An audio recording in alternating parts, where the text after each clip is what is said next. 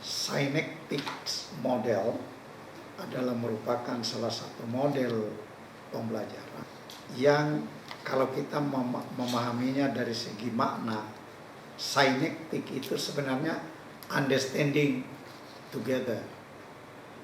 Jadi suatu model pembelajaran yang berupaya untuk saling memahami satu dengan lainnya. Bagaimana membangun kesaling pahaman antara satu peserta didik dengan peserta didik lainnya.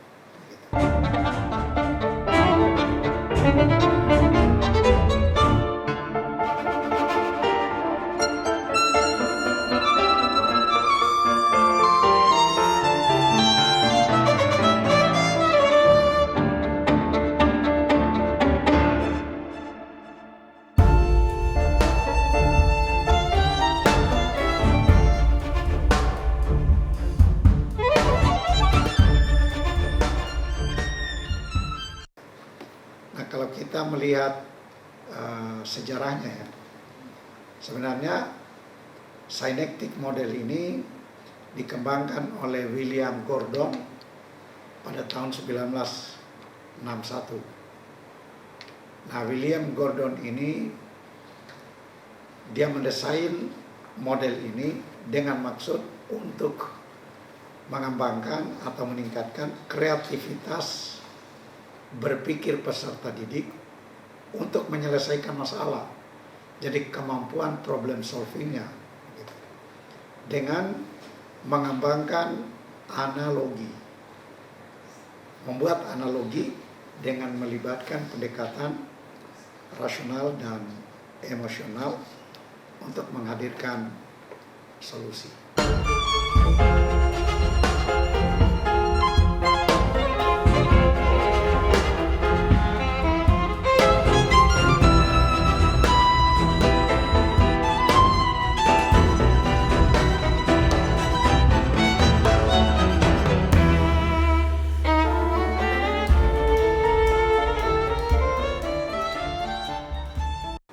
Nah, langkah-langkahnya ini paling tidak ada 6 ya. Yang pertama, kalau Anda mengimplementasikan synectic model itu, Anda harus meminta peserta didik menggambarkan suatu topik. Jadi topik yang mereka pilih itu harus diuraikan, dijelaskan, digambarkan, dideskripsikan. Jadi menggambarkan topik itu yang pertama. Yang kedua, menciptakan analogi langsung. Dari topik tadi itu dia bisa mengembangkan dalam suatu analogi. Artinya boleh juga dia dengan membandingkan dua objek yang berbeda misalnya. Lalu dia membuat analogi-analogi. Mungkin bisa dengan membuat daftar kosakata yang sulit. Lalu dia membuat analogi-analogi dari setiap kosakata itu. Kalau Anda mengajarkan bahasa misalnya. Yang ketiga,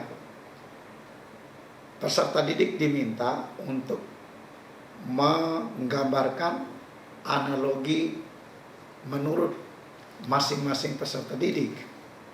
Tentu saja melibatkan bagaimana pandangan mereka tentang topik tadi itu menurut perspektifnya masing-masing. Lalu poin yang keempat, peserta didik akan diarahkan untuk mengidentifikasi keberbedaan atau mungkin konflik dari sekian banyak perbedaan tadi itu ya, yang dibuat itu. Misalnya comparison itu atau perbandingannya, mereka akan membuat masing-masing. Lalu dilihat itu analogi secara personalnya menurut perspektifnya masing-masing. Kemudian dijabarkan ini,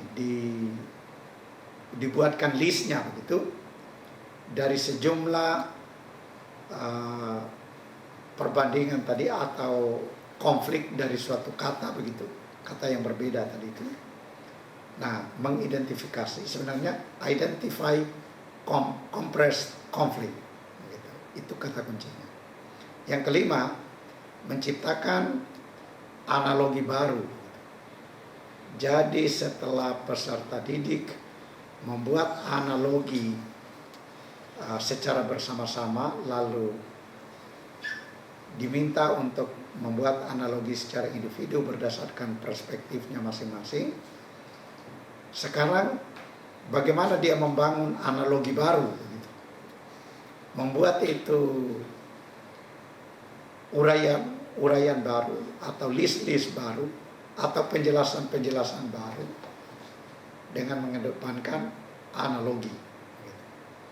Lalu yang keenam, yang terakhir adalah menguji kembali topik aslinya. Jadi yang original topiknya itu diuji kembali, sehingga topik yang mereka bahas secara pribadi tadi yang ditanyakan itu kemudian diuji kembali berdasarkan topik aslinya.